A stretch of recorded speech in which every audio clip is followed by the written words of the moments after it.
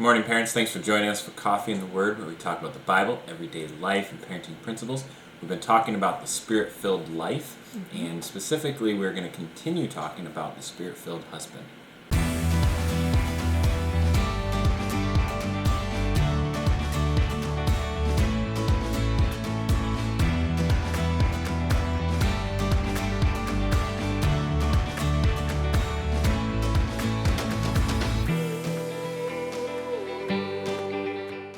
So yesterday we read verses 25 through 27, which start talking about husbands loving your wives as Christ loved the church. This unconditional love for one another, not necessarily a romantic or passionate. We do need to have that in our life.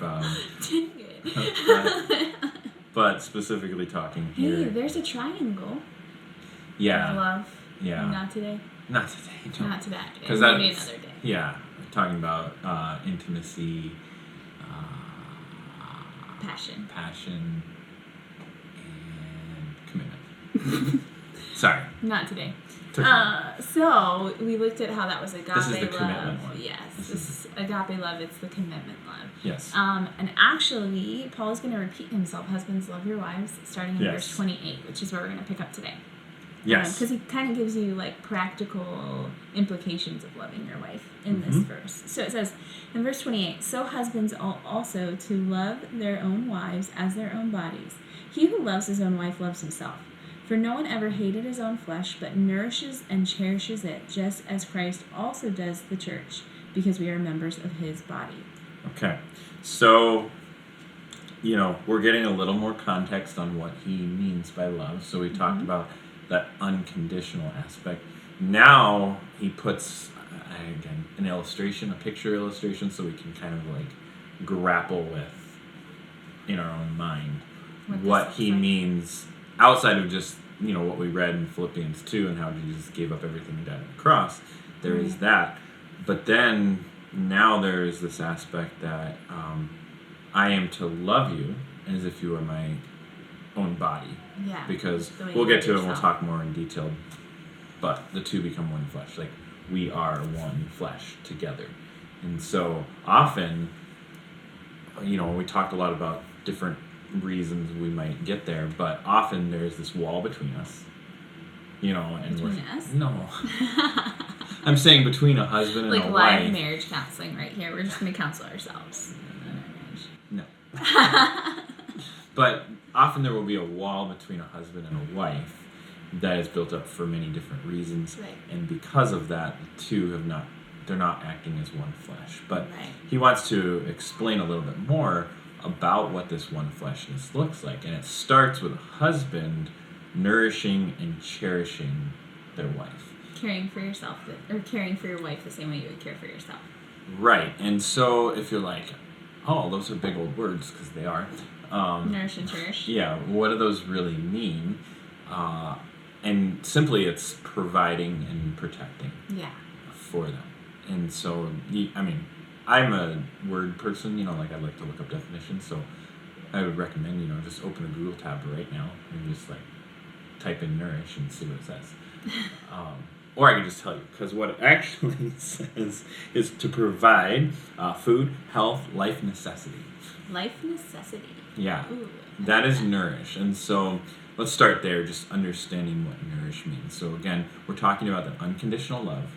So if we unconditionally love our wife, we're going to provide for them, regardless of how they're acting. Right. How they're sinning, condition. how they're treating you. Right. Things like that. And so this provide thing is an interesting point for him to make here, because we didn't see anything about that with the wife, right? No, there's not a responsibility of providing on the wife, which is really interesting, because in today's culture, that's not necessarily true. We have a lot of two-income homes. Right. You might have an income-driven home where the wife is the primary, but breadwinner. So now you're stepping on some toes. Yeah, I remember when we first got married, we were kind of like that, where you had a good job, but we were in college, and I was still a student, and we were kind of role reversed there. And it was Right. super stressful to me because I didn't realize it at the time, but as a woman, I wasn't equipped to carry that responsibility. Well, so this is the thing. We're talking about a very sensitive topic because, like you said, there are many wives out there that are the primary, provider for their house. Mm-hmm. And our society, and maybe you would say out there that, there's nothing wrong with that. The dad can stay at home and watch the kids and take care of the kids and Right. teach them or run them to school or soccer and all that kind of stuff. And yes, that can happen. Totally. It can happen.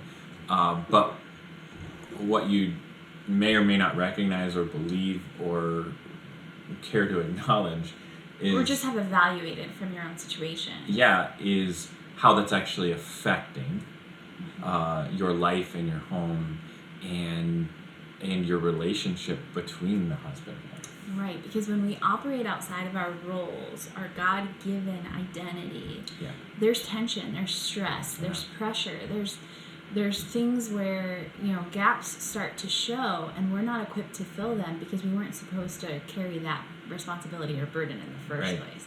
And so we're not trying to say, like, again, the sexist movement of, like, women can't work. You actually do work. I do, yeah.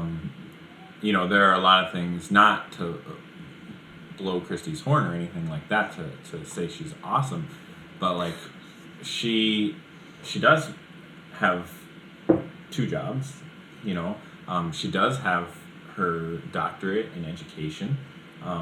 You are accomplished on your own. Like, it's not that.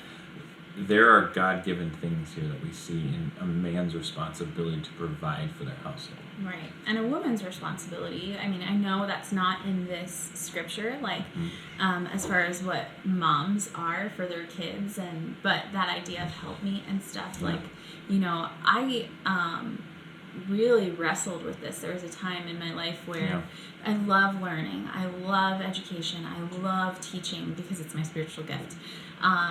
And I have my doctorate, and there's that inside driven desire of, like, I could go do this and I would love it, like be a professor at a college. That love thing again. Yeah, love. that kind of love, man. I love research. I do. I love coffee and research about the same. I could go live this life, this academic life, and really enjoy it. But that's not my role. That's not my position. Right. That's Well, not my God-given responsibility. And with it, in anything, you can't serve 2 masters in your life, and so you're going to choose what is most important. That's our son. Good morning from Zeke. But you can't serve 2 masters, and so with that, you're going to decide what's most important and what you're going to serve in your life. And so, is that your husband? Is it your family? Is it your kids? Is it yourself? Is it your career? These become things that we end up living our lives for, and we're completely content with our life, but we also at the same time don't know what we're missing out on because we're not operating in the way God intended us to operate. Right. And you can choose to do that. It's just you're also choosing to take with it the extra stressors or things that might happen. And you can do that. And the Lord's grace is sufficient, and He will be with you in your weakness. But it's like you are putting yourself, I don't know, like 10 steps behind where you're supposed to be starting, because you're fighting a fight you didn't have to fight to start with. Yeah. It says that He has something immeasurably greater than we can even imagine. More than you could ask or think. Yeah, it's just we have to align ourselves to His Word. And so as we looked at from Genesis, 1 and 2, we see that man is given a purpose and a responsibility to God. The wife is created as a helpmeet to accomplish that, to be a teammate. And that's the context here. It's not one is more important than the other or anything like that. The woman's purpose is a part of the man's purpose. Yeah. And they work together. And they're synchronous. When they sync up, yes. It's beautiful. And then inside of that, there are distinct roles that we see in order to accomplish that purpose. Like, I can't make babies inside my body. That can't happen. No. And there's nothing, as hard as science tries to make that happen, there's nothing that can change that. Right. That is an impossibility. And so this part right here, the man providing for the household, the curse from Genesis 3 comes in, is in our society, women are trying to provide for their household because our society says it's okay, and what it ends up doing is creating this man who feels like they don't have purpose. They become very lazy, and they get to a place, and it actually says... Even if it's not lazy, it could be just inadequate, like insecure, you're not good enough. Yeah. And then the problem is, the man is supposed to be the leader. He's supposed to be the head, right? Like, that's why we submit to him as wives. Well, if you're taking his headship in one area, he's going to potentially cast it off in other areas, not just in this area of provision for your household. Like, you want a spiritual leader. Are you allowing him to be a financial leader? Are you allowing him to provide for your family? Well, and I even wonder, like, okay, do you, if your wife out there listening, do you feel as if your husband is not leading your household? Is that like the case? And then I would, not to make this about the wife right now, but then I would ask, like, are you stepping into his provisionary roles? Right.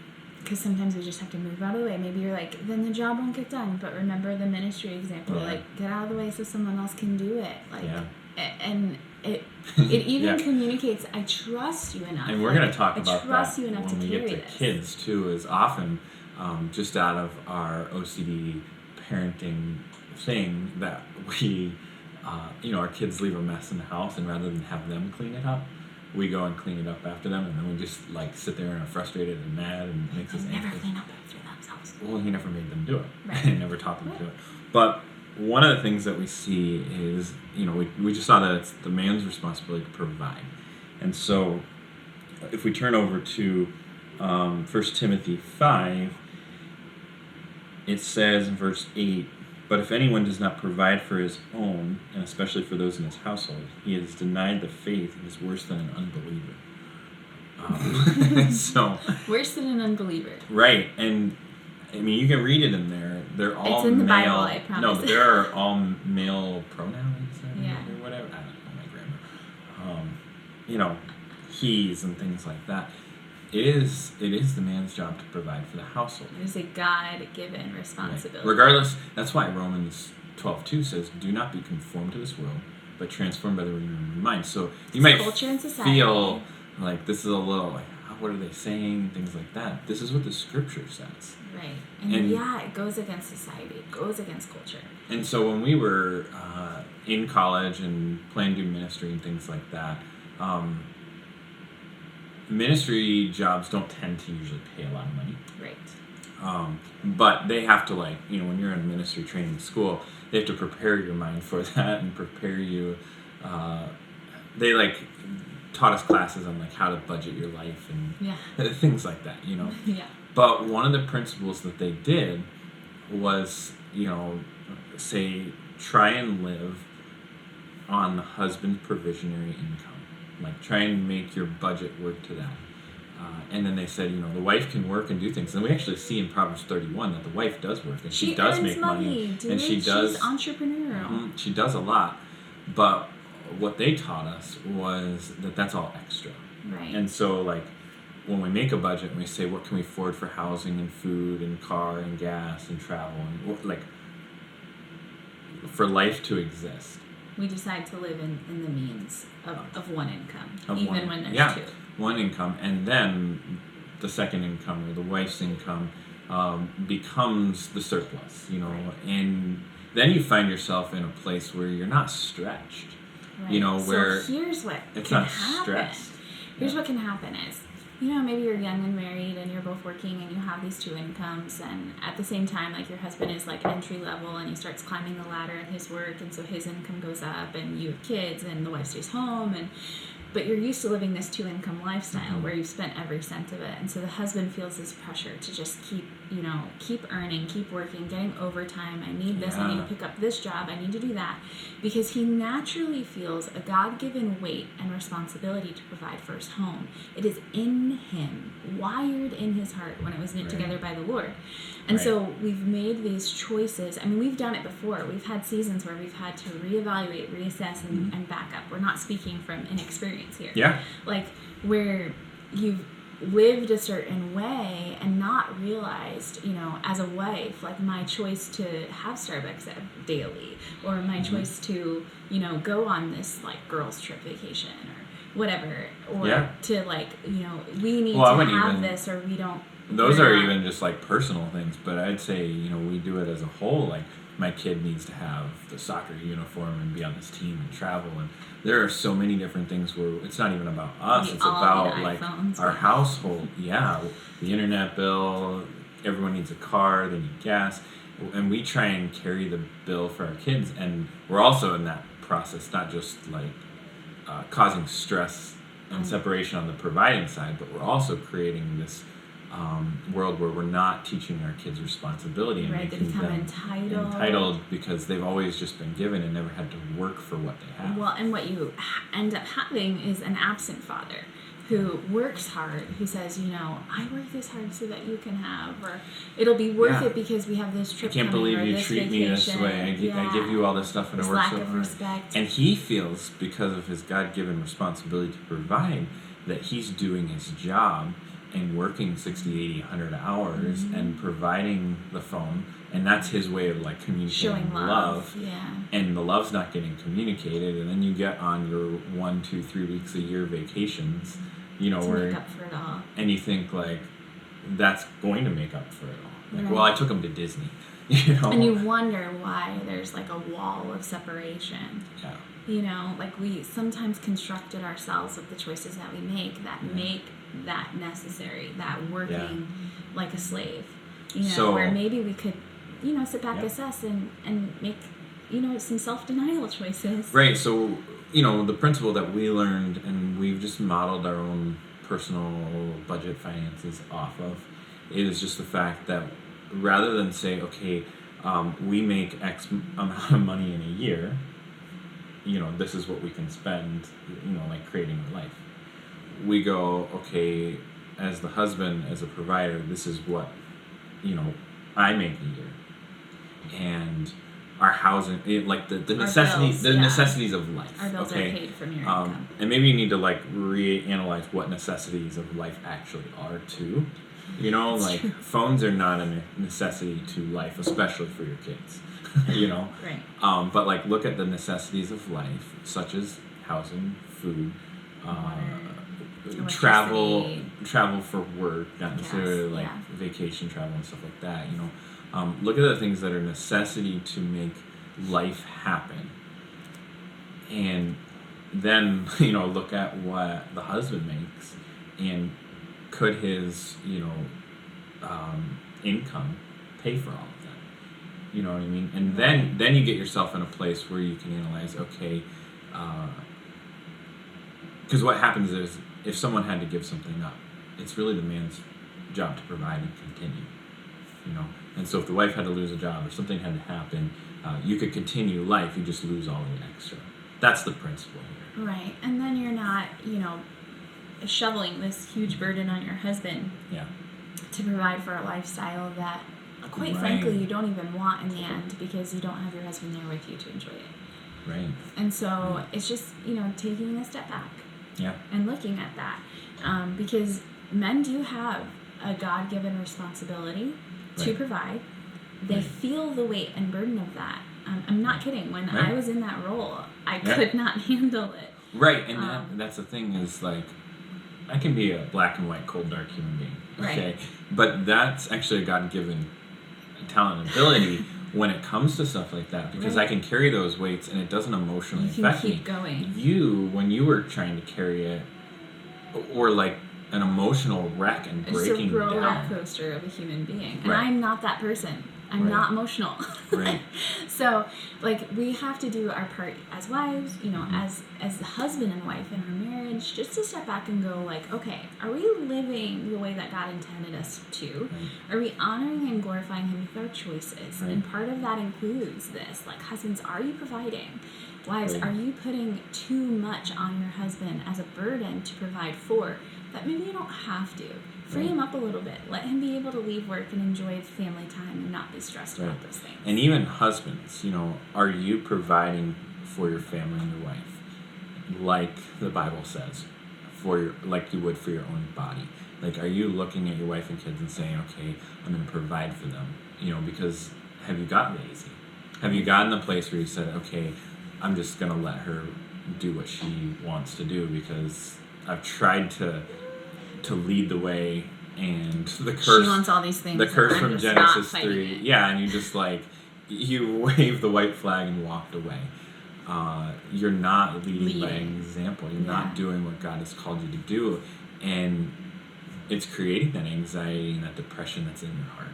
Yeah. You know, and so I want to challenge you to do what Romans says and be transformed by the renewing of the Word. Get in the Word of God and see what it says and learn it and try and live it out. We're going to be getting to some very practical steps of unification and what that looks like in a couple of days, and how to make changes and stuff. So I want you to stick with us as we head that route, but we're still going to continue actually before we get to the unity thing. We still have yet another, because we just did to nourish, but we also need to do to cherish. So Right. I hope that you'll join us tomorrow as we continue the conversation of what it means to cherish as a husband.